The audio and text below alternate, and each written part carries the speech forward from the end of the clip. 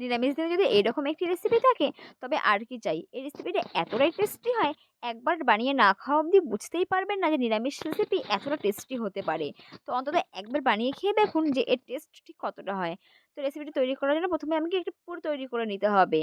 তো পুরটি তৈরি করার জন্য আমি তেল দিয়ে দিয়েছি আর সেখানে সামান্য পরিমাণে নুন আর হলুদ দিয়ে খুব ভালো করে তেলের সঙ্গে মিশিয়ে নেওয়ার পরে দুটি আলু দিয়ে দেবো। আর আলুটা আমি আগে থেকে খুব ভালো মতন সেদ্ধ করে নিয়েছিলাম। আমি এখানে মিডিয়ামে থেকে ছোটো সাইজের দুটি আলু নিয়েছি। আপনারা চাইলে এর থেকেও বেশি পরিমাণে তৈরি করে নিতে পারেন।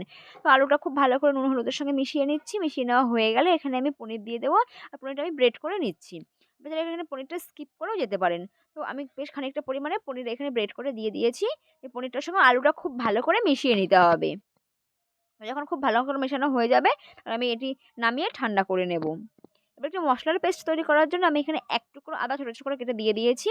3 থেকে 4টি কাঁচা লঙ্কা আর একটি মিডিয়াম সাইজের টমেটো। আর এখানে দিয়ে দিচ্ছি 2টি কাজু বাদাম আর 4 থেকে 5টি কিশমিশ।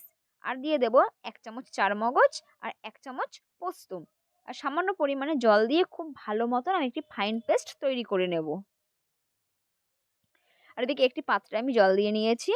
এবার সেই পাত্রে আমি পাঁপড়গুলি ভিজিয়ে নেব। পাঁপড়টা বেশ বড় সাইজেরই ছিল। তো পাঁপড়টা খুব ভালো মতন একবার জলে মিশিয়ে নিতে হবে। ধরুন 15 থেকে 20 সেকেন্ডের মতন জলে রেখে এটা তুলে নিতে হবে।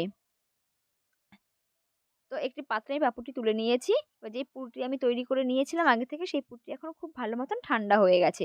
এবার ঠিক মাঝখানে পুরটি দিয়ে দিয়েছি। এবার পাঁপড়গুলি চারিদিক থেকে আমি খুব ভালো মতন ফোল্ড করে নেব। তো প্রথমে সাইডগুলো আমি মুড়ে নিচ্ছি। তো সেমভাবেই চারিদিকটায় খুব ভালো করে আমার পাঁপড়টি তৈরি করে নিতে হবে, যাতে কোনোভাবেই পুরোটি বেরিয়ে না আসে। তো খানিকটা মোগলাইয়ের মতন আমি এটি তৈরি করে নিয়েছি। তো এইভাবে হালকা হাতে চেপে আমি এটি তৈরি করে নিয়েছি। তো বাকিগুলো সেমভাবে তৈরি করে নিয়েছি। এবার এগুলি ভেজে নিতে হবে। আর এগুলো খুব তাড়াতাড়ি ভেজে নিতে হবে। অনেকটা সময় এগুলি রাখলে পরে কিন্তু এগুলি খারাপ হয়ে যায়, তাড়াতাড়ি এগুলি ভেজে নিতে হবে। তো তার জন্য আমি একটি পাত্রে তেল দিয়ে দিয়েছি।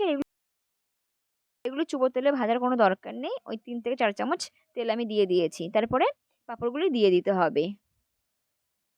তো পুরভরা পাঁপড়গুলো আমি দিয়ে দিয়েছি। এবার এক সাইডটা খুব ভালো মতন হয়ে গেছে। এবার অপর সাইডটা আমি উল্টে দিচ্ছি। আর এই সময় গ্যাসের ফ্লেমটা মিডিয়াম করে রাখতে হবে। আর পাঁপড়গুলি ওই 1 থেকে 2 মিনিটের মতন ভেজে নিতে হবে।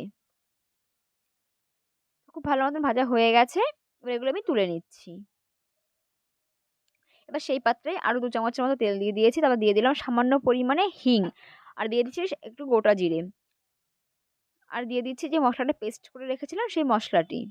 এবার মশলাটি খুব ভালো মতন কষিয়ে নিয়েছি। এর কাঁচা গন্ধটা চলে গেছে। তারপরে দিয়ে দিচ্ছি গুঁড়ো মশলাতে দিয়েছি লঙ্কার গুঁড়ো, জিরের গুঁড়ো আর হলুদ। এবার তেল ছাড়া পর্যন্ত মশলাটা খুব ভালো মতন কষিয়ে নিতে হবে। আর দিয়ে দিচ্ছি টেস্ট অনুযায়ী নুন। তো খুব ভালো মতন আমার মশলাটা কষিয়ে নিচ্ছি।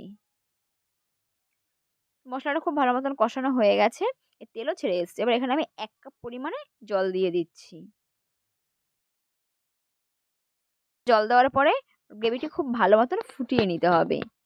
এবার দিয়ে দিচ্ছি গরম মসলা আর দিয়ে দিচ্ছি সামান্য ধনেপাতা কুচি।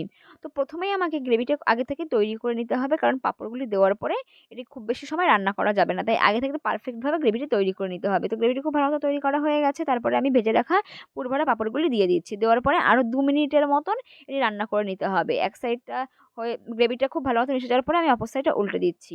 আবারও বলছি, এটি কিন্তু 2 থেকে 3 মিনিটের বেশি রান্না করলে পাঁপড়গুলি একদম গলে যাবে।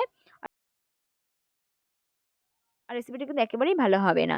2 থেকে 3 মিনিটের মতনই এটি রান্না করে নিতে হবে। 2 থেকে 3 মিনিট পরে গ্যাসটা অফ করে দিয়েছি। এবার এভাবে রেখে দেবো আরও 5 থেকে 6 মিনিটের মতো। তারপরে আমি সার্ভ করে নেব। তো রেসিপিটি কেমন লাগলো অবশ্যই আমায় কমেন্ট করে জানাবেন। আর বাড়িতে অন্তত একবার হলেও বানিয়ে খেয়ে দেখবেন যে নিরামিষ রেসিপি এতটা টেস্টি হতে পারে। আর নিরামিষ দিনে এরকম একটি রেসিপি থাকলে আপনারা সব রেসিপির কথা তো ভুলেই যাবেন। আর আমার নতুন চ্যানেলটি সাবস্ক্রাইব করতে ভুলবেন না। আর ফেসবুক থেকে দেখলে অবশ্যই ফেসবুক পেজটি ফলো করে দেবেন। তো আজকের মতো বাই বাই, দেখা হচ্ছে পরে নতুন রেসিপিতে।